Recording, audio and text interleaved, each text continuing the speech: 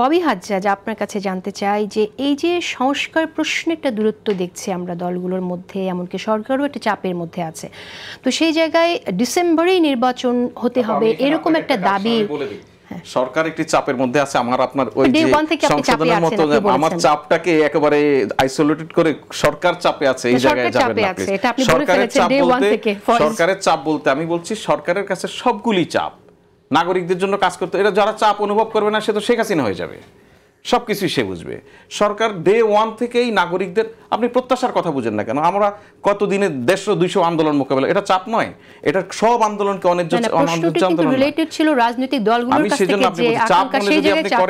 চাপ যদি মনে করেন, চাপ অবশ্যই নির্বাচনের দাবি, এটা একটা চাপই।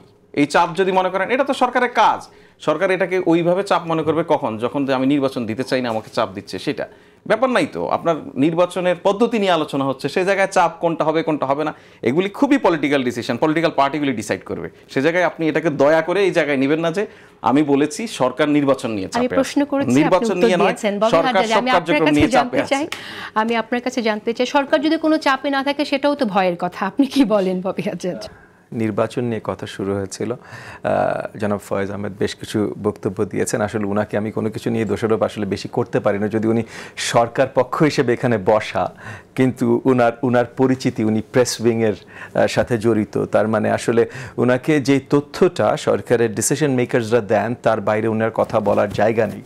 সো সেখানে আসলে আমি ওনাকেও খুব বেশি পুশ করতে পারি না।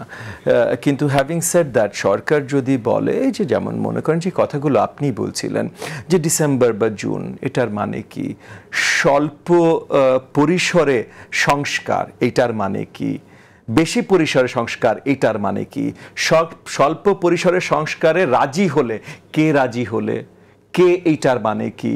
এখন আপনি যদি বলেন, যেমন মনে করেন এখন ঐক্যমত্য কমিশন সবার সাথে আলোচনায় বসছে, কাল পয়লা বৈশাখ ছুটি, আগামী পরশুদিন অ্যাকচুয়ালি আমার দল বসছে ঐক্যমত্য কমিশনের সাথে, এবং ঐক্যমত্য কমিশনে আমি অত্যন্ত আনন্দিত। অ্যাকচুয়ালি কিছু দূর আমি পার্সোনালি যেভাবে সাজেশন করেছিলাম, কিছু ওনারা ওই সাজেশনগুলো রেখেছেন এবং সেভাবে ওনারা কাজ করছে, তার জন্য আমি আনন্দিত। বাট একই সাথে আবার এই যে ঐক্যমত্য কমিশন সবার সাথে বসছেন, কাদের সাথে বসবেন এইটা সেট কিভাবে হলো?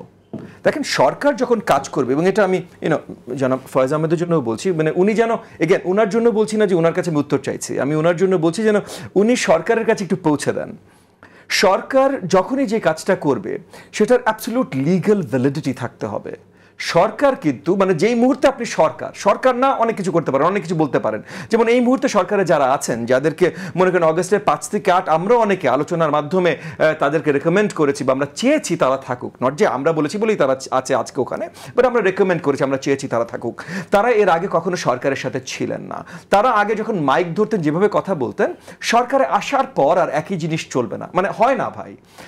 তখন আমরা একসাথে মিত্র ছিলাম অনেকভাবে, মানে আমরা রাজপথে অনেক রিস্ক নিয়েছি, অনেক কাজ করেছি, কিন্তু রাজপথের বাইরে থেকে ওনারা অনেকেই আমাদের সাথে সহানুভূতি ওনাদের ছিল এবং সম্পৃক্ততা একটা লেভেলে ছিল বলেই কিন্তু আমরা চেয়েছিলাম ওনারাও যদি সরকারে থাকতে পারেন।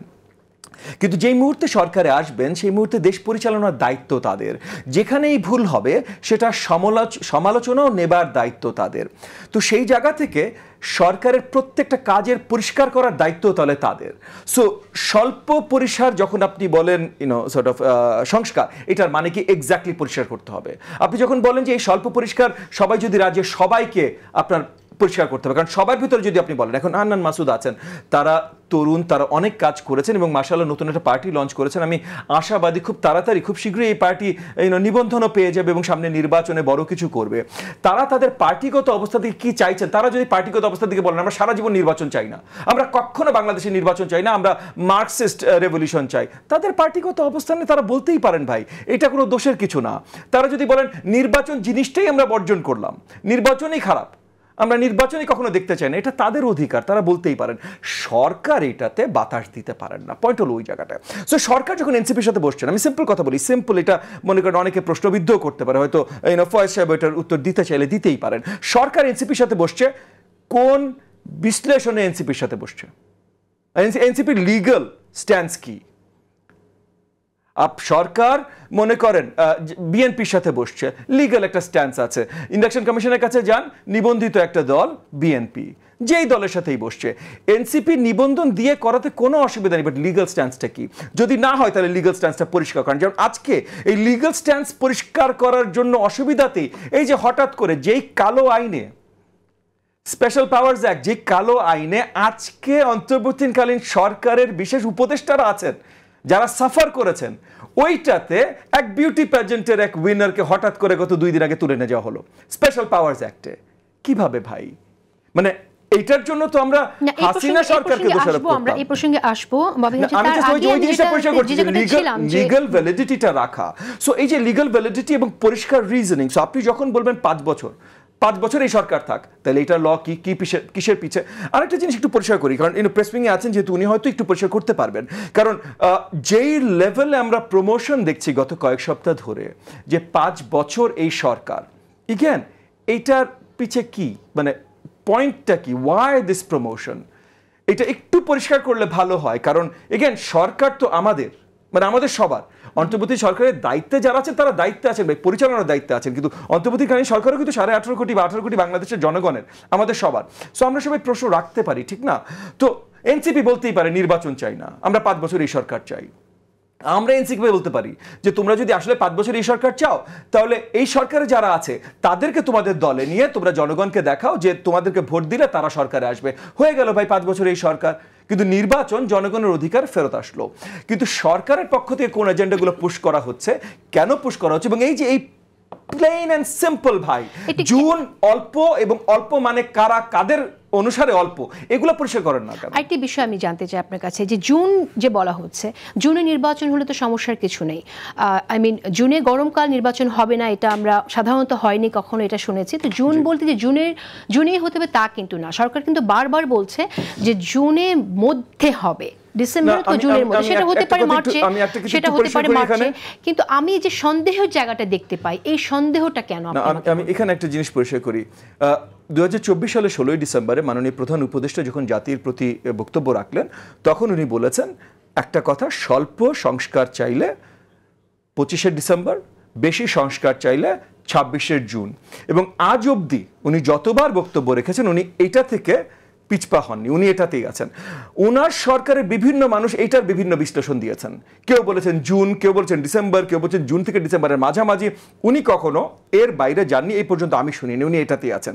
ভালো কথা ভাই, একদিকে ভালো যে মুসলমানের এক কথা, একবার বলেছিলেন ডিসেম্বরের মধ্যে নির্বাচন সংস্কার করে ডিসেম্বরের মধ্যে নির্বাচনের দিকে আমরা এগিয়ে যাব না। তারপর যখনই আমরা মনে করেছি উনি এটা বলেছেন, পরের দিনই ক্লারিফিকেশন এসেছে প্রেস অফিস থেকে, এই ফয়েজ সাহেবদের অফিস থেকে, যে না উনি এইটাই মিন করেছেন। সো যেহেতু ক্লারিফিকেশন এটা এসছে, আমি ওই ক্লারিফিকেশনে আছি যে উনি এটাই বলেছেন। খুব ভালো কথা, এগেন মুসলমানের এক কথা খুব ভালো, কিন্তু ওই এক কথার একটা এক্সপ্লেনেশন থাকতে হবে। তো what is the explanation? Why December? জুনে নির্বাচন হতে কোনো বাধা নাই। বাংলাদেশে যে 3টা ভালো নির্বাচন হয়েছে, 91, 96, 2001, তার মধ্যে একটা 96 হয়েছে জুন মাসে। সো 33% ভালো নির্বাচন বাংলাদেশে জুন মাসে হয়েছে। সো জুন মাসে অসুবিধা নেই। তাহলে জুন মাসে যদি অসুবিধা না হয়, 25শে জুনে কি প্রবলেম? 26শে জুন কেন? আর যদি 26শে জুন হয়, তাহলে হোয়াট ইজ স্টপিং ইউ 27শে জুন, 28শে জুন? 5 বছরের আলোচনা সরকার তো কিছু সংস্কার করবে এবং সেজন্য সবাই সমর্থন দিয়েছে, আপনারাও সমর্থন দিয়েছেন। আমরা অ্যাবসলিউট সমর্থন দিয়েছি, আমরা সবাই সংস্কার দেখতে চাই যাচ্ছে। কিন্তু এই সংস্কারটা, একটা জিনিস জাস্ট ক্লিয়ার করে আমি শেষ করছি, আমরা সংস্কার যেটা দেখতে চাই সেটা হলো জনগণের ম্যান্ডেট নিয়ে সংস্কার দেখতে চাই। সো নির্বাচিত পার্লামেন্ট এসে এই সংস্কারগুলো করবে, আমরা এইটা দেখতে চাই।